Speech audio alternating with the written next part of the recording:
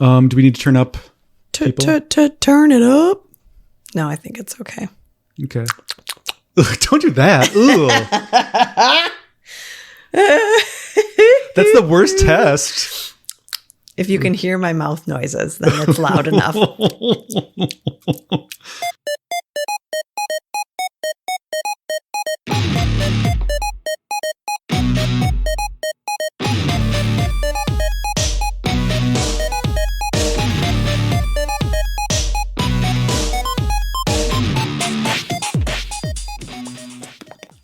Good, just make more. That's fine. I'm trying to get it all out of my system. Oh, God. Like Michael Winslow over here, but just for awful mouth sounds.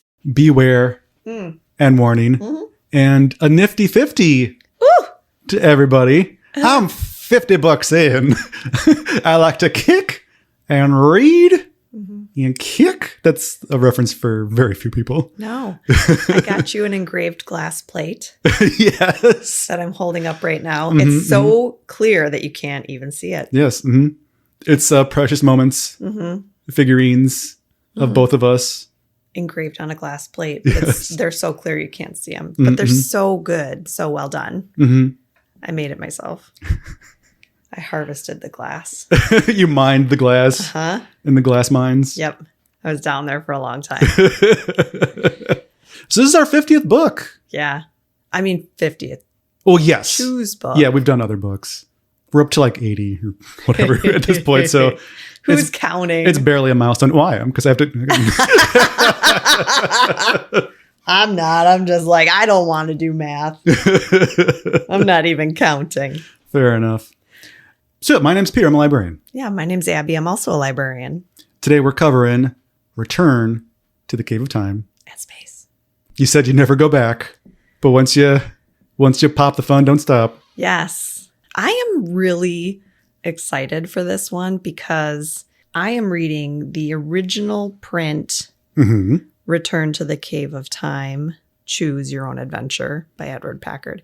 Peter is reading the re-released You Ventures Return to the Cave of Time. Yeah, so let's back up because we haven't talked about this in a while. Yeah. So right when the original run of the series was ending, Montgomery got the rights to the Choose Your Own Adventure branding. But Packard retained the copyright of his own books. Writing, his own books. Yes.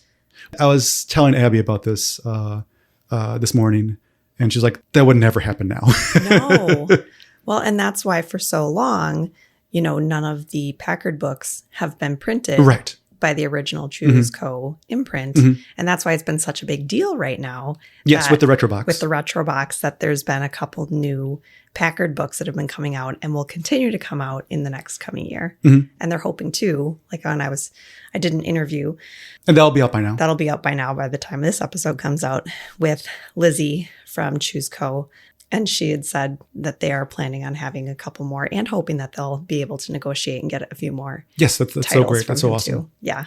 But anyway, Packard owned the rights to all of his own books, which is great, but not to the logo, the branding.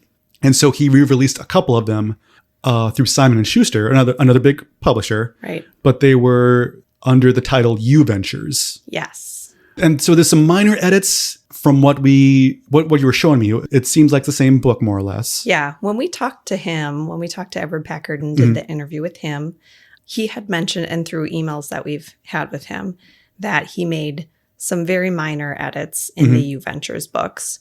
And so I had gotten this book for Peter for Christmas or his birthday or something. Yeah, a while ago. Yeah. A while ago. And so we've been waiting for this moment.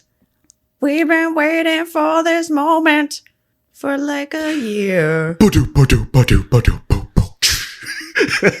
on.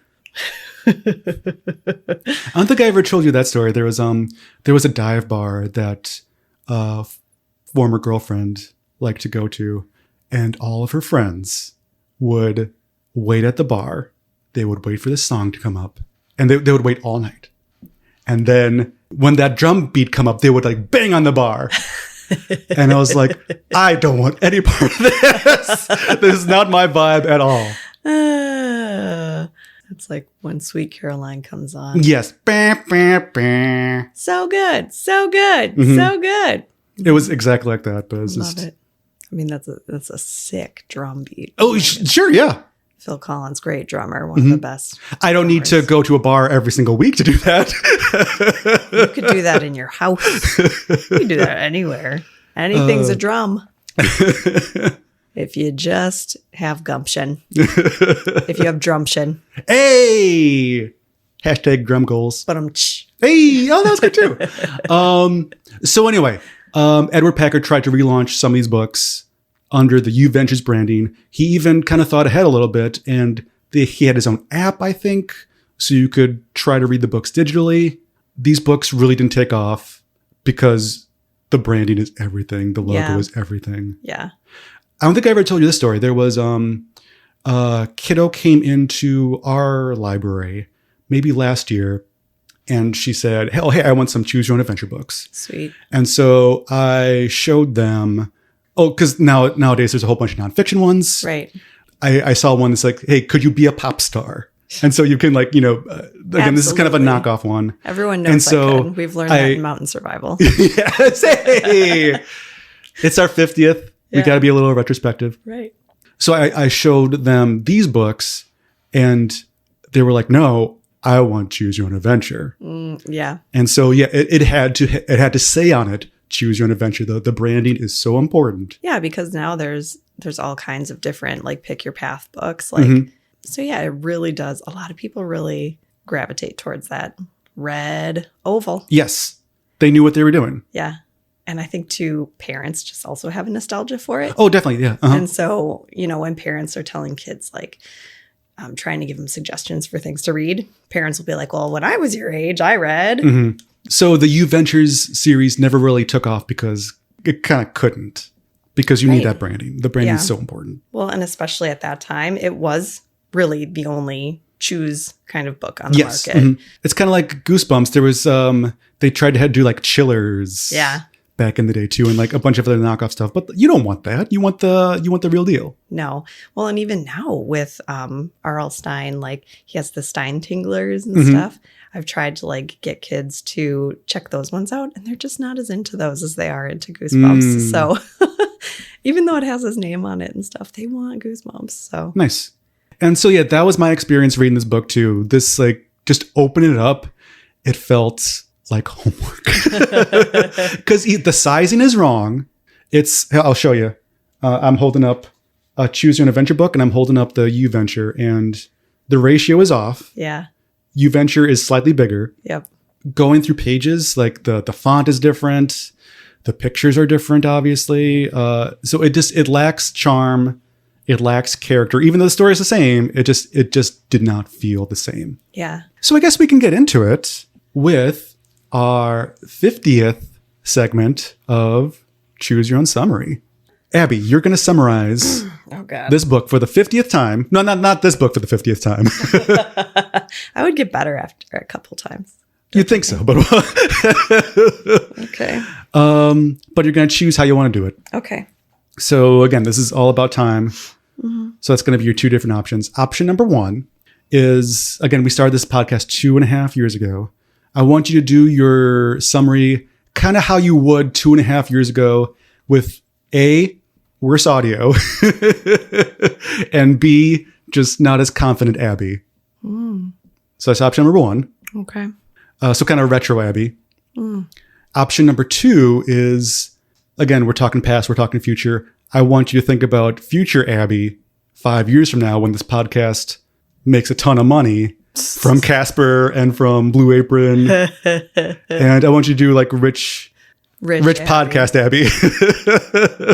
Right.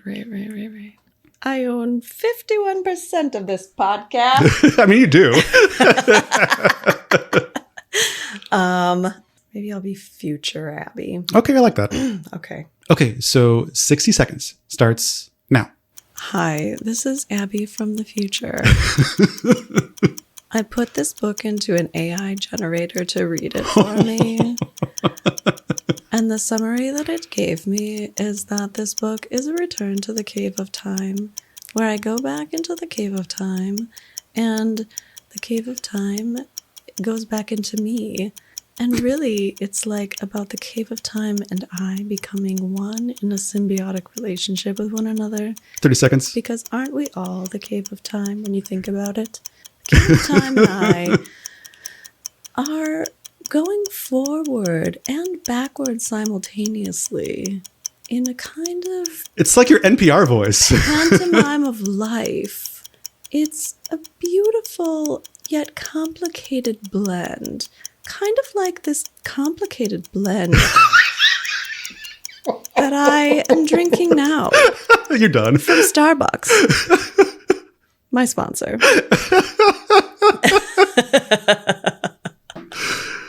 Well, that was funny. It wasn't a good summary, but it was funny. That's what I was going for. Well, good. Because it's so hard to summarize this book. Yes. It's impossible. Well, Also, I feel like me in 5 years, if I was super, super rich and was just phoning it in for more money, would do that. oh, definitely. I mean, I wouldn't because that's not what I would do. But I understand. Trying to get into the vibe, right? When we pivot to a true crime podcast.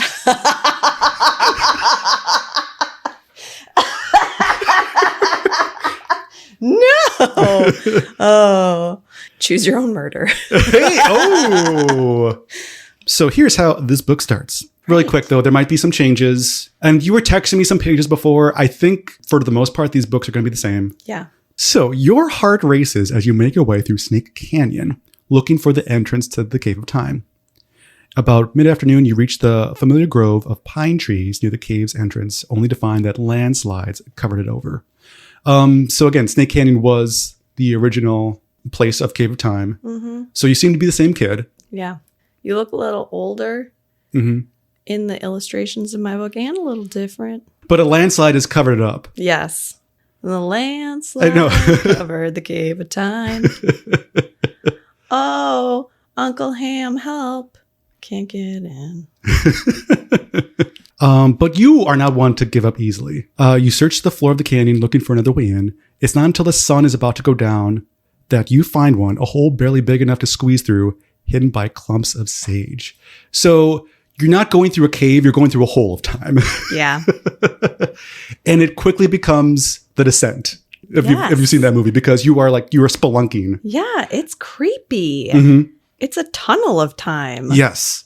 And it's a narrow choke passage of time. Yes. So I don't know why you would necessarily want to do this. I would not ever exactly want to do this. Exactly. So yeah, you're going through. It becomes so narrow that you freak out a little bit because you can't turn around. You can only go forward. Yeah, that's actually one of my active nightmares. I think for most people, for most people, that would not be fun. Nope. If a cave is not tall enough for me to stand in, with a lot of space over my head and wide enough for me to turn around in multiple times, Exactly. So it's not a cave. I have to be able to do-si-do in there. I got to be able to electric slide in there. So you're crawling along and you see it's described as a thin, ghost-like figure. Yeah. With a long white beard who is singing. Did you get the singing? Yes. Just doing a little ditty. It's an eerie tune with only 3 or 4 notes. I cross buns. Exactly. That's what it would be. Yes. 3 blind mice. But the thing is, this guy is like, hey, I've never seen you before. Who are you? And you're like, I've met you. We had a whole conversation. Yes. So I was not necessarily clear. Was it the same guy in the cave as before? Yeah, it's the same guy. It looks the same in my illustration. Your pictures are clear. Mine isn't. Mine is, again, I have new illustrations. So yeah, mine is the same oracle on the same plinth. It's the actual same oracle of time. And he is like, hey, are you new? First day? Who are you? You've never been here before. But have you been to orientation? I'm like, I know this place and I've never seen you before here ever in my life. And I've been here a long time. But it's fairly interesting because then it's before you came into the Cave of Time. So this is like a prequel potentially. Or maybe so many people come through the Cave of Time that he's like, I just I forget names because there's so many people who I'm just a celebrity, it's my name, I don't know yours, and that's just the way it is. Yeah. And then you ask him again what time is. Like you've asked him before. Mm-hmm. Like he's going to give you a different answer now. Chase. So he says time is what keeps everything from happening at once. It says, where do you want to begin? The beginning or the end of time? So what did you pick first? Well, I said I want to see the beginning of time. I said that too, because I felt like if you pick the end right away, the book will end. Well, and I have enough anxiety. I don't want to see the end of time. Right. I don't want to see that. Right. What if everyone's just hanging out and then it's just like, yeah. I don't want to see that. So yeah, we both did the beginning. Yeah. And so basically what you see is the Big Bang. Yeah. Go science. It's just a big light. And then you go back into the... Yeah, so Oracle's like, hey, pretty cool, huh? He's like, what do you think? Right. This wasn't a waste of time. This wasn't a waste of pages. And then so from there, you have more like a philosophical debate on time. Yeah. It felt very Montgomery-ish to a point. But then I was thinking about the last Packard we read, which was You Are a Shark, which got into philosophy a lot too. So it almost seems like at this point that Packard and Montgomery are almost flip-flopping a little bit. Packard's getting more cerebral potentially in his later books. And Montgomery is more streamlined potentially. It was more like a who's on first thing. But when's on first? But why's on first? Yeah, because you're asking about time. Yeah. And then it gets a little convoluted. Yeah. It gets a little philosophy 101. All of the boys sitting around, me sitting in the back of the class going, oh my God. Is this pass fail?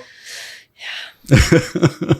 Is it too late to drop this one? Yeah. Or can I just audit it? But can you drop a class? No, I'm not asking like a philosophical.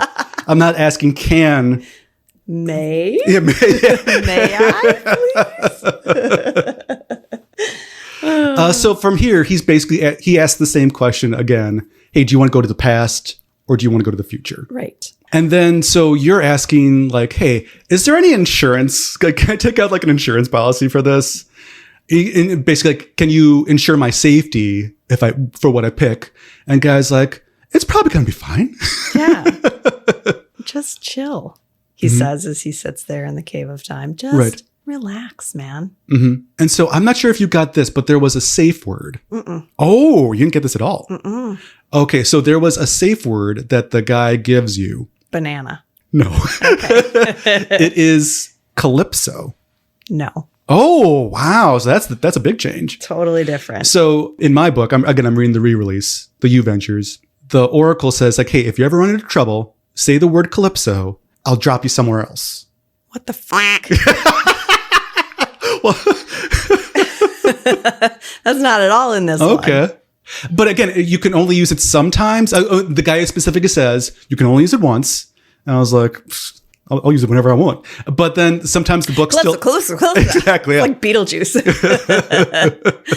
Sometimes the book still ends like you're not allowed. You can't use it at all. Yeah, that was not a thing at all. Huh. Interesting. I just had to choose. So that was the biggest change, it or seems. Past. Okay. Anyway, back to the original choice then. What did you pick? Go to the future. I said that too, because the past, it never sounds fun. Well, I usually try to go to the past. I think it's cool. I'm like, oh, I want to learn something more. But this time I was like, you know what?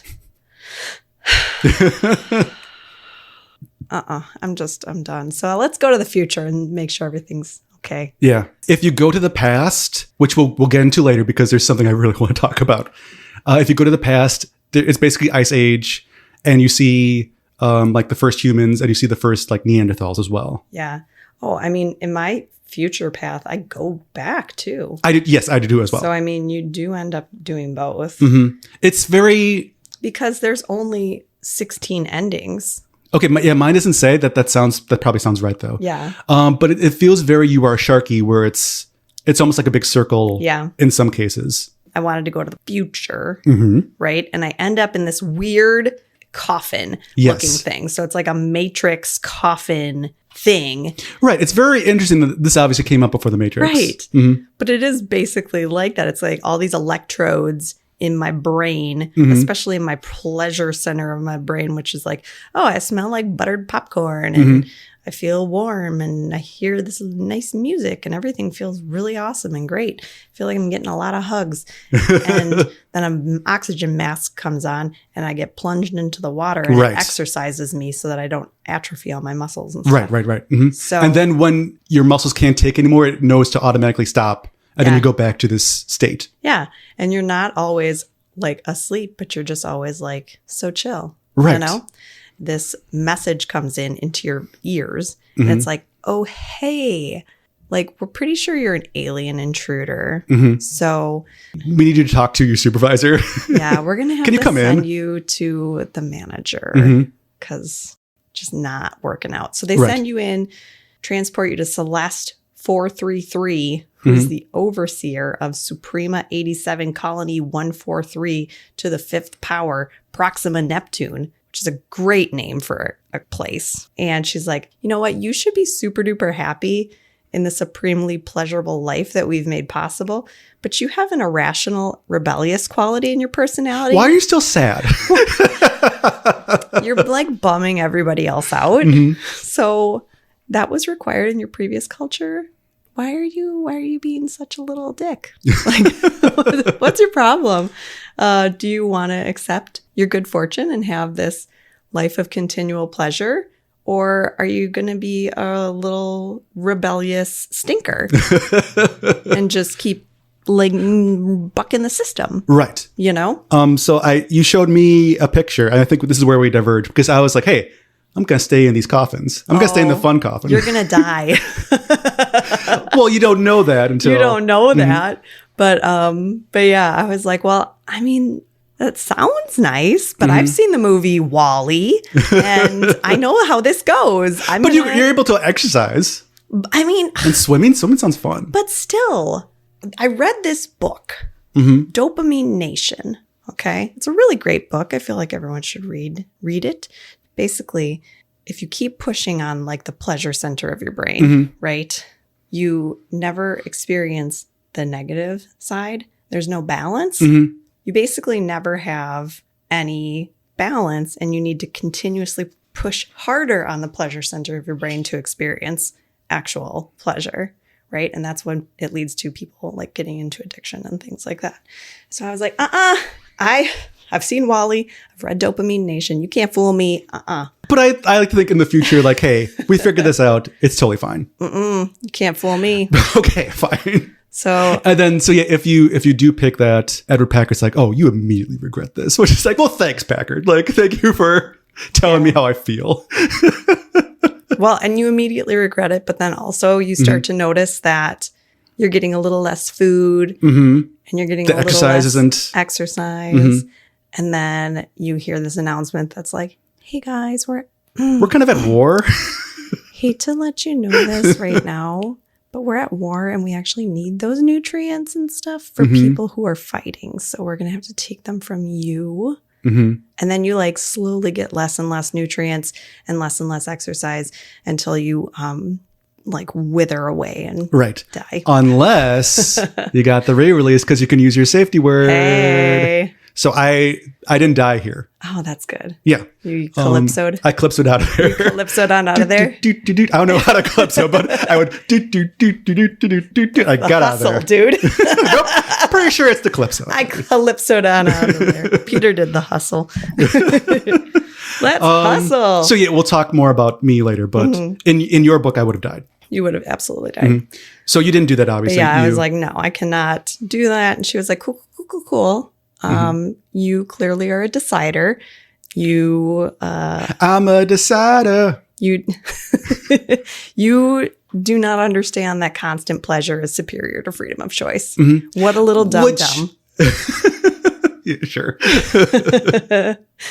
Oh, but then this person's like, oh, well, actually, just off the record, that was probably for the best because we were at war. Yeah. And then she tells you like, well, you know. Now that I think about it, that was actually a good choice. I can probably just sneak this little truth into you here.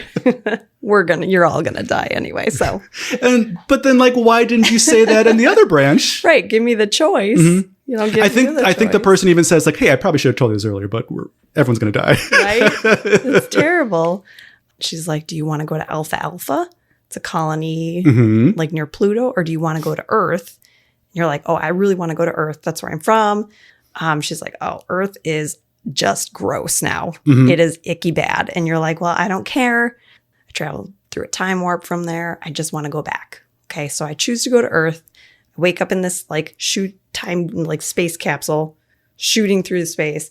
I see Saturn and Jupiter and all this stuff. And then I see Earth, but it's not like our pretty Earth that we have now. It's like there's like icky, smoke clouds around it. Yeah, icky, smoky Earth. And I think when you get there too, there's like a traffic controller basically. Yeah. And they say, hey, are you sure you want to go to Earth or do you want to go to, was it Alpha Alpha? Sintra. Oh, okay. Yes. Yeah, which is basically like Earth. Yeah, you're outside the atmosphere. And they're like, do you want to go to Sintra instead? It's got good stuff. Or do you really want to? Only archaeologists go to Earth. Right. It's real. We'll let you because you're from there or whatever. But ooh. Ooh. I like that. And I was like, no, I really do want to go there. So I go in, it gives me all these instructions for survival. Like, look, oxygen, terrible. Super radioactive. There's no food. Here's a laser pistol. Good luck. Okay. So it becomes Fallout all of a sudden. It's going to suck. And I'm like, okay. So I get out of my capsule. I've got this dope duster jacket on. It is absolutely the Matrix. I'm like, can I fly? This is going to be sick. So I've got like really cool mittens on. I have to wear this like space helmet all the time because you can't breathe. And I'm looking around. It's just rocks everywhere. No cities. I'm like, woof, this is butts.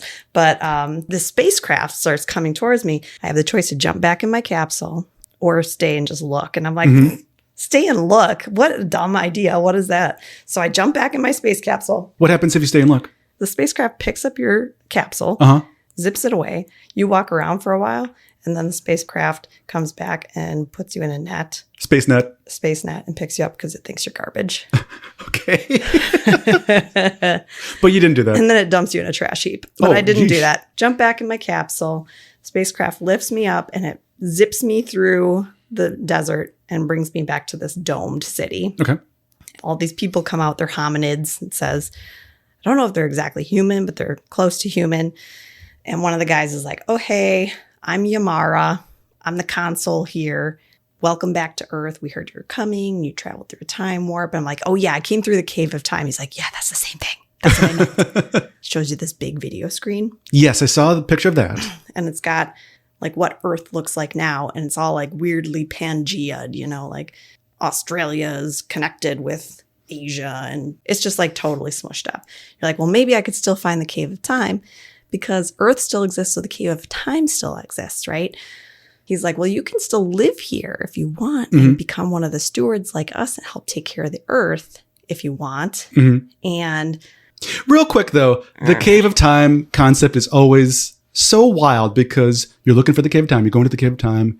And then in both this book and the first book, you're like, hey, I need to get out of here. I need to use that cave of time again. Yeah. So it's just, you always like either accept your fate or you're like, I gotta get out of here. I gotta find that cave of time, man. Right. Well, and you went back to it in the first place, which is nuts. Exactly. When you said, I'm never going to use it again. Why did you go back? It never says why. It's so wild. So anyway, I'm like, okay, I could stay here and help try to take care of the Earth.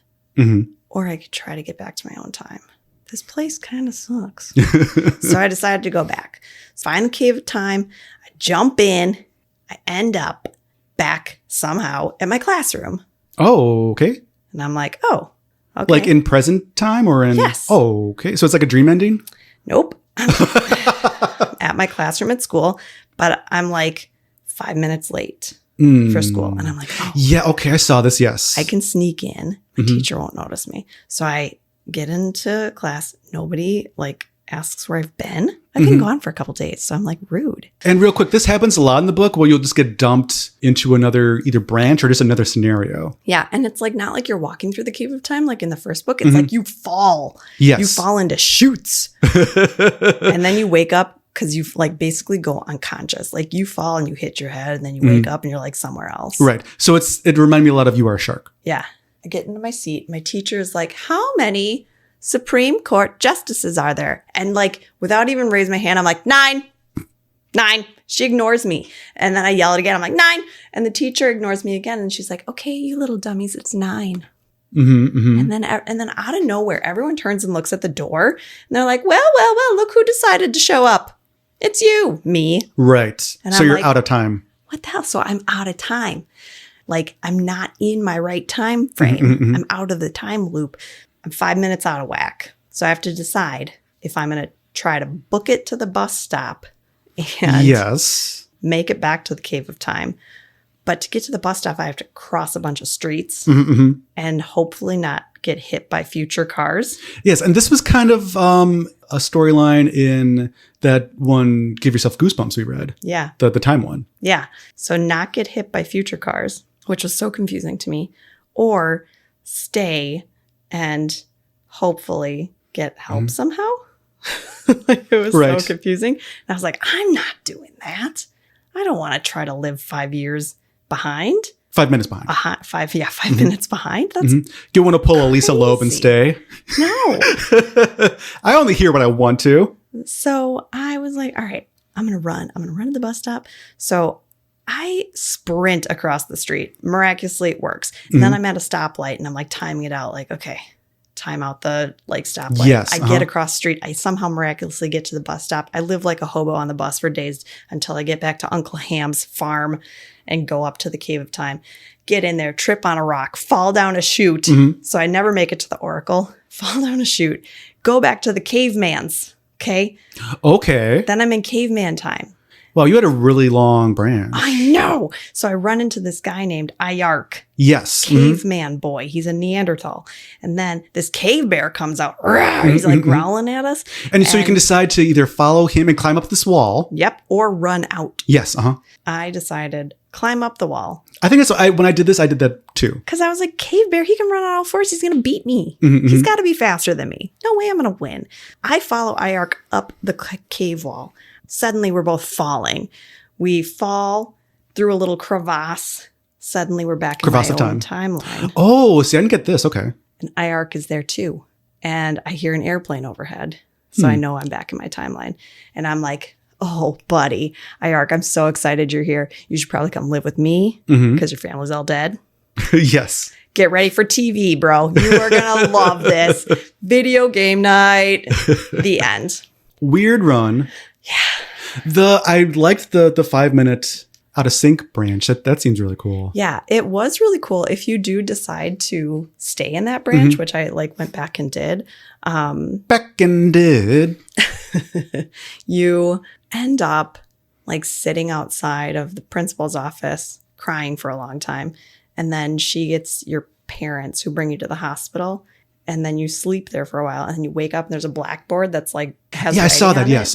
And the doctors are basically like, hey, we think something's messed up and you are out of sync with time somehow because you tried to explain it to somebody. They were like, just write down what you want to do.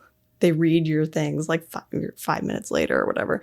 And they're like, okay, but take this chalkboard with you everywhere you go so that you can let people know how to communicate with you and that you're 5 minutes out of the time that we're in. That's how you live for the rest of your life. Yeah, but some people, it's just, you basically have a disability then and you just kind of make the most of it seems. And that's what you decide to do. You're like, well, that's what I'm doing. But you're living with it. That's an interesting ending. Yeah. Well, you got through most of the book, it seems. Yeah. Honestly, I went back and I did a bunch of other branches that I hadn't done. And I was like, wow, I did most of the book just by doing my one run through. So a couple things I want to talk about really quick. What's different in yours? And what was your run through? I stay in the fun coffin. And then, so like I said, in your book, I would have died, but I used the secret word. Calypso. And then Pee-wee screams, so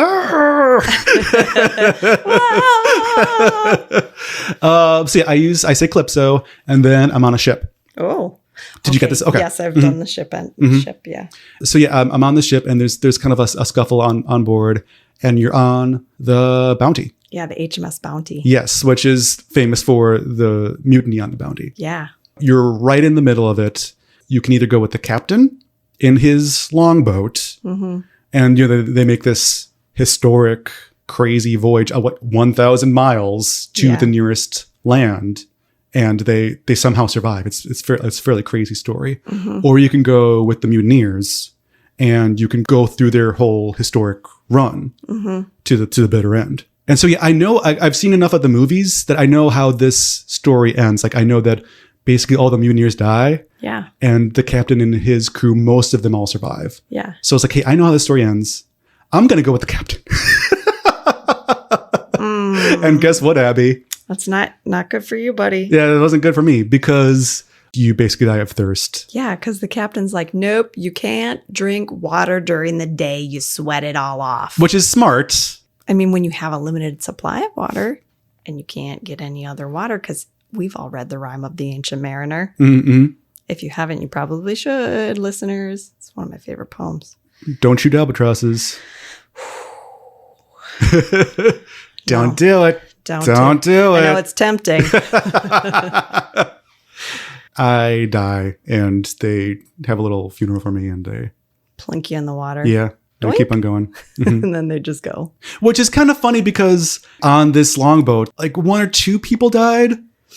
Because I looked it up later, and like one person got stoned to death by like native Australians, and the other person just died from a sickness. But basically everyone survived on this longboat. Yeah. And so it's like, oh, great. I pulled the short straw, clearly. Well, and you die specifically because you're smaller and slighter and you don't have like the same. It said that in my book. Okay. I was reading a little quick, so it might have said that. Okay.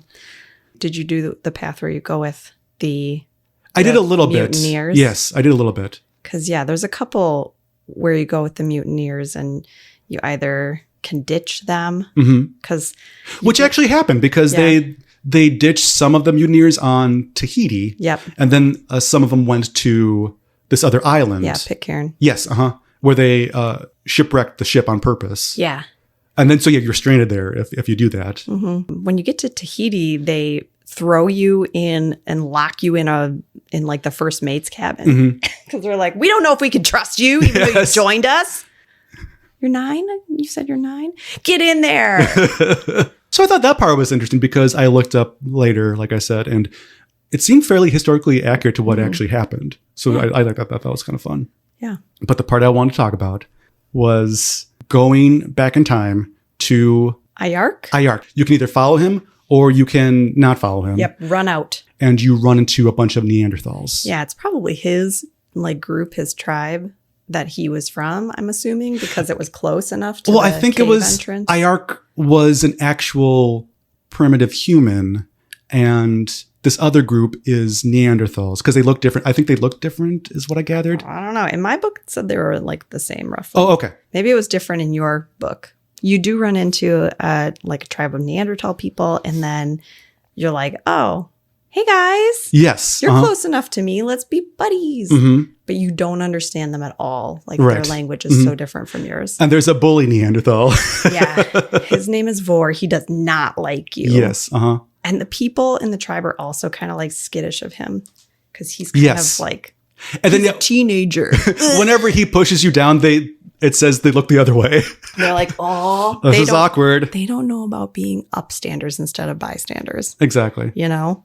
You live with them for quite a while. And then it becomes winter. It's winter. And they say, hey, reindeers are leaving. Yeah, so we got to either go with them and your bully, basically.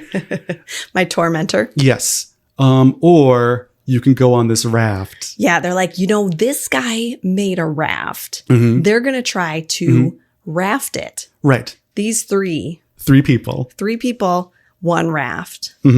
Which I immediately thought was going to be a terrible idea. I'm like, these people haven't even made a wheel yet. Yes. They can't make a boat. Right. Really quick, though, if you go with the... Which maybe is a horrible thing for me to think. Primitive people could make a boat, but I felt like, oh no, I don't trust it. So really quick, if you go with the camp, your bully tries to kill you, but you're able to swim to safety, and you're basically the new hero because you know how to swim. No one else does. They think you're magical. They make you the shaman. And you're like, great, I know a lot of magic tricks from my 20th century. Yes. I can pull a lot of quarters out of ears. Circles. Yes. But anyway, if you go with these 3, it's Azog, Larga, and me. And you kind of have the hots for me. You kind of. And this is the part I wanted to talk about. Yeah. So yeah, you go on this raft. Azog and Larga, they're the hunter-gatherers. Me gets the berries.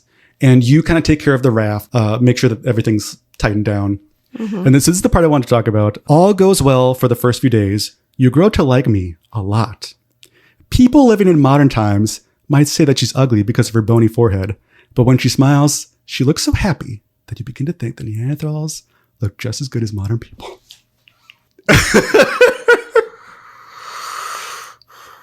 Neanderthal, paint your picture about how it's gonna be.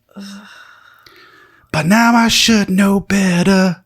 And this is your raft was built for 3. This is how you become the grandfather of all humans. Yes, you become your own grandpa. When you and me become one. Mm-hmm. When to become one. But then it becomes a little crazier because you keep rafting. You hear like a jet engine, basically. Yeah. But they've never heard it before. And you realize that you are going over a waterfall. Yeah, you hear the waterfall. Mm-hmm. They're like, ugh, a gark. And then you try to alert them to it. You're like, we need to get to shore. And you say something in their language. Mm-hmm. And they don't freak out. They're just like, they kind of pat themselves on the back or pat each other on the back because they're like, this is the end. Well, in mine, they don't even do anything. They don't even notice a waterfall is coming. Oh, okay. In mine, they signal to each other like, hey, it's been real. No, it's in mine, they're like, we have never seen anything. Okay. We are like, whatever. Oh, okay. That was an interesting change. Yeah. So then, you plummet, you fall, and then did this happen to you? You go into the cave of time, and then you wake up, yes, on a ship. Mm-hmm. And then you realize it is You realize that it is a vessel for transporting enslaved people. Yes. From Africa to America. Mm-hmm. And then, so your choices are set a rebellion, or you can ask the captain. So before we get into those choices, I was, I guess, maybe conflicted about this. What were your thoughts on this whole scenario? Well, I saw it when I opened this book, a little thing at the beginning that says special thanks to Anne Bailey, who supplied the slave ship sequence in this book. So I had like Googled and tried to figure out who this author was, because I was like, I want to make sure that this section was written by Anne Bailey, a woman of color, because I just feel like, I don't know. You hope so. I would hope that it would be. And the only Anne Bailey author that I could find was a Black woman. So I'm hopeful that was written by. We can only assume. Yeah, so it's her. So that's kind of my hope. I was a little apprehensive about that. And it did seem like it was really focused on the horror and. Yes. There was some good imagery. Very good imagery, like the horror and just like emotional devastation and the pain of all of this. And it really shows you as the young person in this situation and how horrifying that is for you. So I do think that it was really, really smart of Ed Packard to have someone else write this part. Sure. Mm-hmm. And then the choices, though, are, do you try to release the people or do you go upstairs and try to talk to the captain? Yes. Which I think are reasonable choices. As a person of action, I want to get those people out of there, right? I was really disappointed that didn't work. Yeah. Because I feel like as a kid, you want to do something. Yes, I understand that. Like maybe he was going for realism to begin with. Maybe both of them didn't want to have like an unrealistic ending of like, and everything worked out. Right. So maybe was the thought. But I love a good slave ship mutiny. I understand. But I think too, we teach kids a lot to seek help from grown-ups, right? From a grown-up in charge. And so I think that's also a really rational thing to have this kid do. But I do think a lot of sensitive kids and empathetic kids would make the choice like I did too. So you have to do something regardless. Yeah, you have to make one of those choices. You have to do some sort of active choice. Right. You can't just wait. But yeah, if you choose, like I did, to try to free the people who are below decks, the rattling chains are heard above deck and a sailor comes down, grabs you, and they make you walk the plank. Yes. And you die. So, And then, but then if you tell the captain, you kind of have like a philosophical argument, and you're clearly in the right, and you make him feel bad and understand the problem. And then, even though all those people still get sold. Yes, I understand. But again, maybe he was going for realistic and not like untruthful optimism. Yeah, right. Exactly. Because there would be nothing that captain potentially could do. But then he says, hey, I'm done. You converted me. I'm done. Yeah. So it ends on like, well, at least you altered history a little. For this one person. Right. So I thought it was interesting. I think it was handled well. I think it was handled with sensitivity. So that's really good. I think when I'm always like anxious about when things are added in, when we're doing like the globetrotting stuff, this wasn't quite like that. I was anxious when it started. And then I was like, oh, this isn't as terrible as I thought it might be.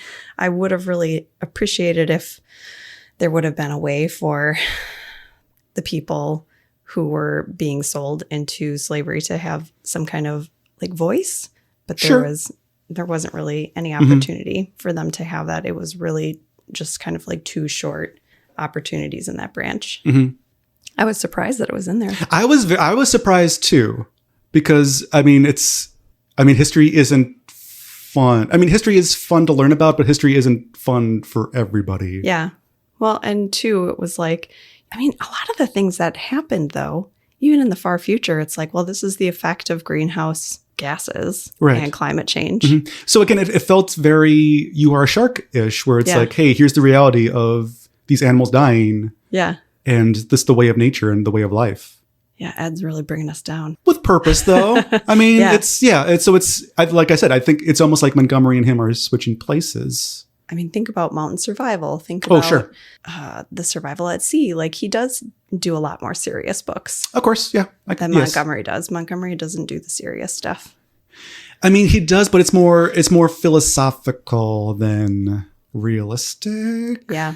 Well, and he throws in the philosophical stuff into the silly books. Right. What'd you think of this one? I thought it was a real trip. I never thought I would go back in the Cave of Time. Do you think that book 100 will be the return to the Cave of Time? Book 100 is like your worst day ever, I think it's called. Exactly. Yeah, return to the Cave of Time. Like I said, I wasn't really looking forward to this one. And I didn't like it at the time, but talking about it, I liked it more. Yeah. I would still put this in the middle somewhere. Yeah. It's not one of my favorites, but I don't dislike it. Yeah. I liked it more talking about it. So I find that happens a lot when we chat about the books. I find things that I like about him. And he always writes really well. So there's always turns of phrase that I really appreciate. Oh, sure. Yes. Oh, yeah. Definitely. I think let's just wrap it up. Make sure that you like and subscribe on the podcatcher of your choice. If you can leave a review, haven't gotten any on iTunes in a while, or Apple Podcasts in a while. So get down on it. If you're new, get down on it, because then we'll read it on the show. Yep. But again, thank you for leaving a review if you haven't already. You can go on to Redbubble, and we got some new shirts. We got a Problem Patron shirt for any library fans out there. Yeah, wear it to your favorite library.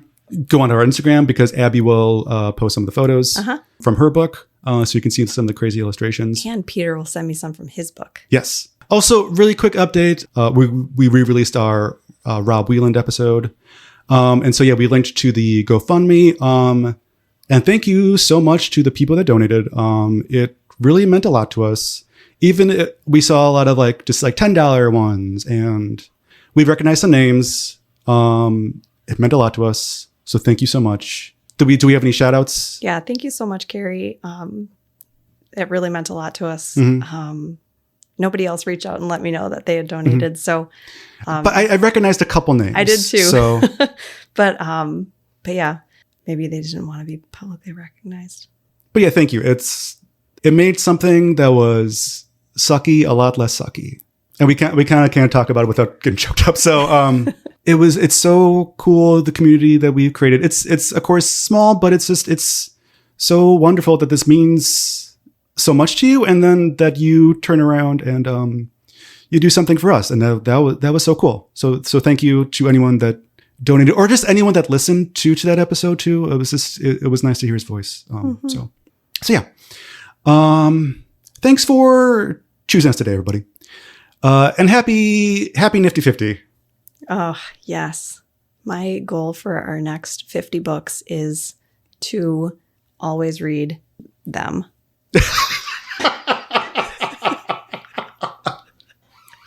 Good. It's good. That's good for a book club. So our next book will be The Magic of the Unicorn. You didn't wear your shirt today. Don't you have a shirt? I do. Should I go up and change into it? Yes. Well, just stay tuned. There'll be a wardrobe change. So no one can see it except for you. Well, you'll take a picture, I'm sure. Sure. Okay. All right. Well, my name's Peter. I'm a librarian. My name's Abby. I'm also a librarian. And this has been Choose Your Own Book Club. We'll see you next time.